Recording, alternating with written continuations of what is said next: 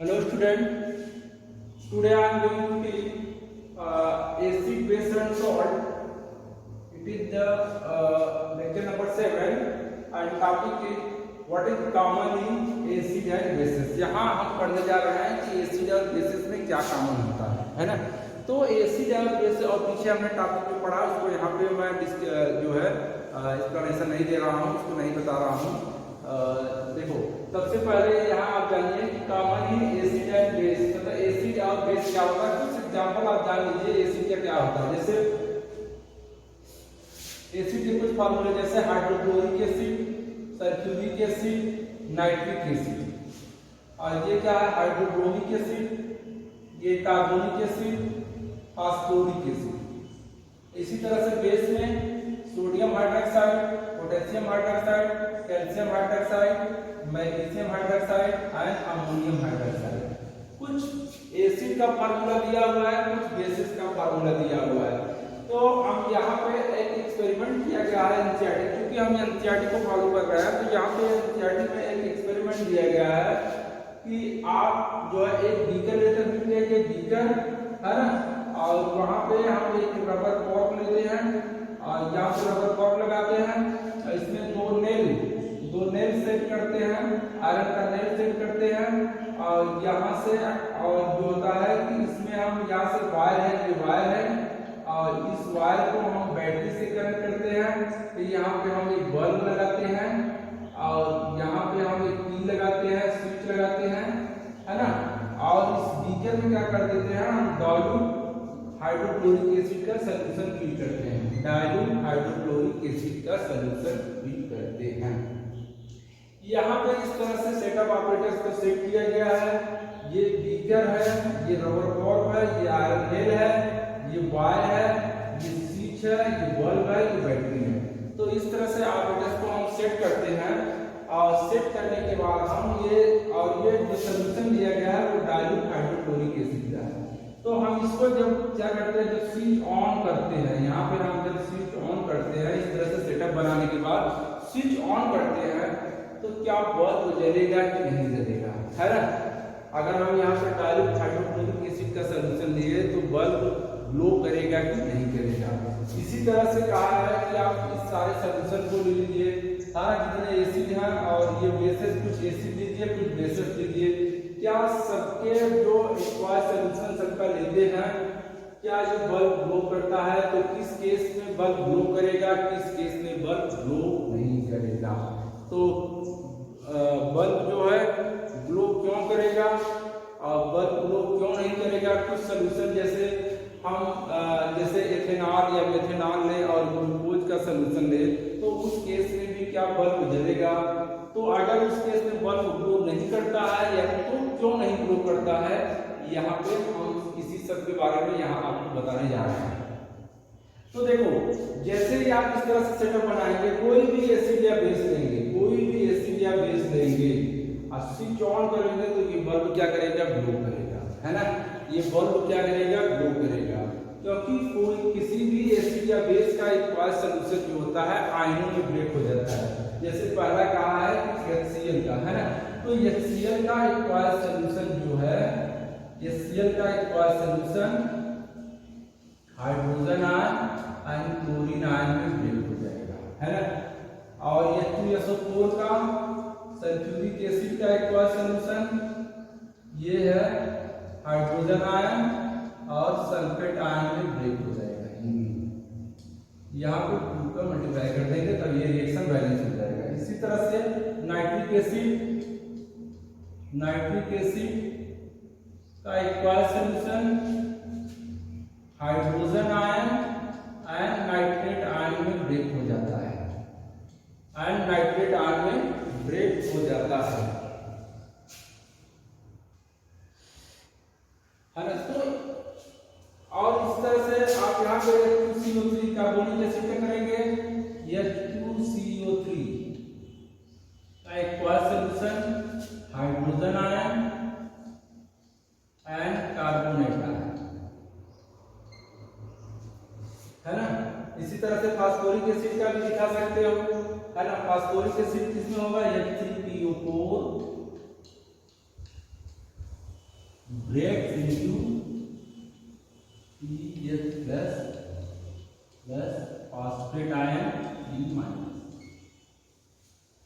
और बेस है sodium hydroxide break होगा, सोडियम हाइड्रोक्साइड का aqueous solution break in sodium ion and hydroxide and potassium hydroxide solution break in potassium ion and hydroxide ion and calcium hydroxide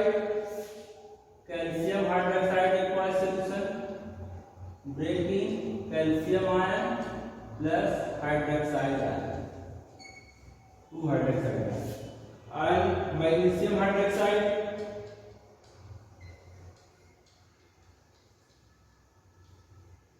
magnesium ion,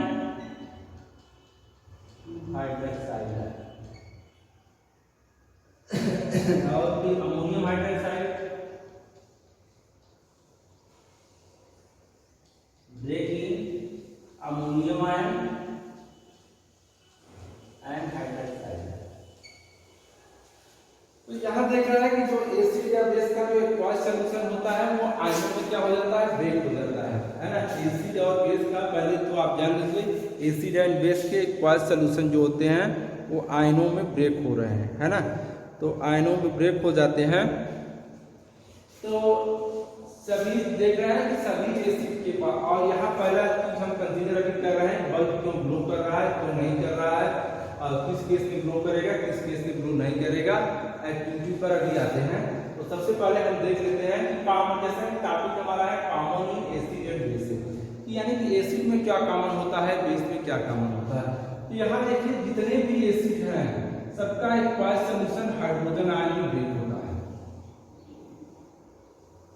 सभी acid के पास क्या होता है, hydrogen ion, और सभी base के पास क्या होता है, हाइड्रोक्साइड आयन। सभी बेस के पास क्या है, हाइड्रोक्साइड आयन। तो कॉमन यहाँ कर सकते हो, जो कॉमन एसिड और बेस में क्या कॉमन होता है कि सभी एसिड के पास, all the acid have hydrogen ion and whereas bases have hydroxide ion. यानी कि एसिड के पास हाइड्रोजन आयन होता है और बेस के पास हाइड्रोक्साइड आयन होता है, यही कॉमन होता है। एसिड में हाइड्रोजन आयन कॉमन होता है, बेस में क्या होता है, हाइड्रोक्साइड आयन होता है। सभी बेस के पास हाइड्रोक्साइड आयन होता है और सभी एसिड के पास हाइड्रोजन आयन होता है। तो यहाँ देखिए अब हम इसको दूसरी बात यहाँ पे, तो और इस केस में कोई भी, अगर कोई भी एसिड या बेस का सॉल्यूशन लेंगे बीकर में, तो ये बल्ब जो है ग्लो करेगा। अगर स्विच को ऑन करेंगे तो बल्ब क्या करेगा, ग्लो करेगा। क्यों ग्लो करेगा, क्यों ग्लो करता है, क्योंकि देखो ये एसिड क्या, एसिड जो होता है अपने आयनों में ब्रेक हो जाता है ना। तो आयन जो होते हैं इलेक्ट्रिसिटी को कंडक्ट करते हैं, आयन जो होते हैं इलेक्ट्रिसिटी को कंडक्ट करते हैं, तो इसलिए ये बल्ब क्या करेगा, ग्लो करेगा। तो जैसे आप फिजिक्स से पढ़ते हैं कि जैसे वहां पर फ्री इलेक्ट्रॉन के द्वारा जो होता है, फ्री इलेक्ट्रॉन जो रहता है किसी मेटल में जितने फ्री इलेक्ट्रॉन रहते हैं तो उस का हम वायर बनाते हैं तो इलेक्ट्रिसिटी को वो कंडक्ट करता है। उसी तरह से इलेक्ट्रिसिटी कंडक्शन का दूसरा माध्यम क्या होता है, आयन होता है। तो आयन भी क्या करता है, इलेक्ट्रिसिटी को कंडक्ट करता है ना। तो ये क्या, तो ion is also a conductor of electricity. तो ये आयन जो है, जो ये आयन जो ये एसिड या बेस जो आयनों में ब्रेक हो जा रहा है, एक्वस सॉल्यूशन में आयनों में ब्रेक हो जा रहा है, तो इसी आयनों के कारण इलेक्ट्रिसिटी क्या हो रही है, कंडक्ट हो रही है, हेंस बल्ब ग्लो कर रहा है। देयरफॉर बल्ब क्या कर रहा है, ग्लो कर रहा है। जो मतलब इन आयनों के कारण इलेक्ट्रिसिटी कंडक्ट हो रही है, तभी जाके बल्ब क्या हो रहा है, ग्लो कर रहा है। तो और दूसरी चीज यहाँ पे हम देखेंगे कि जैसे आप सपोज कर लीजिए कि मेथनॉल या फिर एल्कोहल, एल्कोहल का फार्मूला क्या होता है, एल्कोहल C2H5OH, C2H5OH। एल्कोहल इसको एथेनॉल कहते हैं, एथेनॉल, एथेनॉल, और ग्लूकोज C6H12O6, ये ग्लूकोज का फार्मूला है। क्या हम इसका भी सॉल्यूशन, क्या इसके सॉल्यूशन भी इलेक्ट्रिसिटी को कंडक्ट करेंगे? क्या अगर हम इसका सॉल्यूशन इन एसिड या बेस की जगह पे अगर हम इनका एक्वाइज सॉल्यूशन यहाँ इस बीकर में ले तो क्या बल्ब ग्लो करेगा? है ना। अगर बल्ब ग्लो नहीं करेगा तो क्यों नहीं करेगा, है ना। तो यहाँ पे इसका आंसर जो होगा बेटा कि हम जैसे जब इसका एक क्वास सोल्यूशन बनाएंगे या फिर इसका एक क्वास सोल्यूशन बनाएंगे तो ये आयन में ब्रेक नहीं होता, है ना। ये do not associate, do not break into ion, do not break into ion,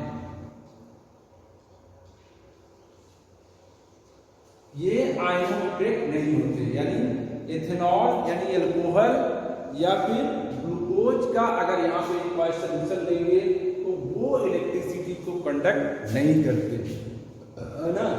वो इलेक्ट्रिसिटी कंडक्ट क्यों नहीं करते, क्योंकि इनका एक क्वास सोल्यूशन जो होता है आयनों में ब्रेक नहीं होता। तो इसलिए ये पूरा एक्टिविटी इसी पे है कि सबसे पहले ये जानेंगे कि what is common in acid and bases. So all the acids have hydrogen ion, all the acids have hydrogen ion, whereas all the bases have hydroxide ion, है ना। तो सभी बेसिस के पास जो होता है हाइड्रोजन आयन होता है और सभी एसिड के पास हाइड्रोजन आयन होता है और सभी बेसिस के पास हाइड्रोक्साइड आयन होता है।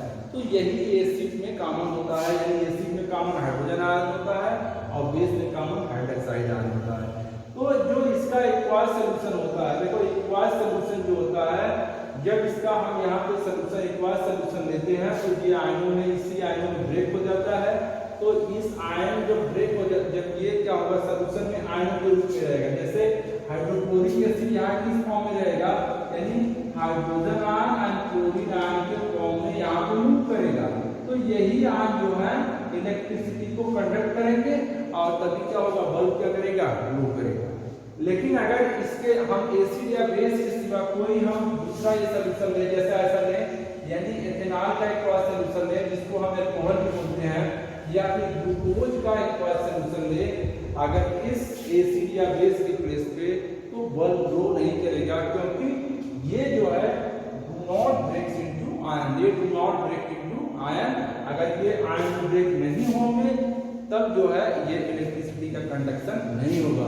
तो आपको यहाँ से आप समझ जाइए कि acid and bases conduct electricity because they have ion in aqueous solution, and glucose and ethanol do not conduct electricity because in aqueous solution they have not ion, यानी इनके पास ये एक्वास सोल्यूशन में आयनों में ब्रेक नहीं होते, तो इसलिए ये इलेक्ट्रिसिटी को कंडक्ट नहीं करते, और ये एक्वास सोल्यूशन में आयनों में ब्रेक हो जाते हैं, इसलिए ये इलेक्ट्रिसिटी को कंडक्ट करते हैं। तो next time I will explain what is acid basis in water solution. Acid and base जो होते हैं वाटर सोल्यूशन में क्या होता है उनका, तो उससे थोड़ा वहां से हम लोग जो है एक्टिविटी, कोई एक्टिविटी देखेंगे और उसके बस इसी स्टेप को हम आगे बढ़ाते हुए हम एसिड और बेस में भी पढ़ेंगे। तो आज के लिए बस इतना ही।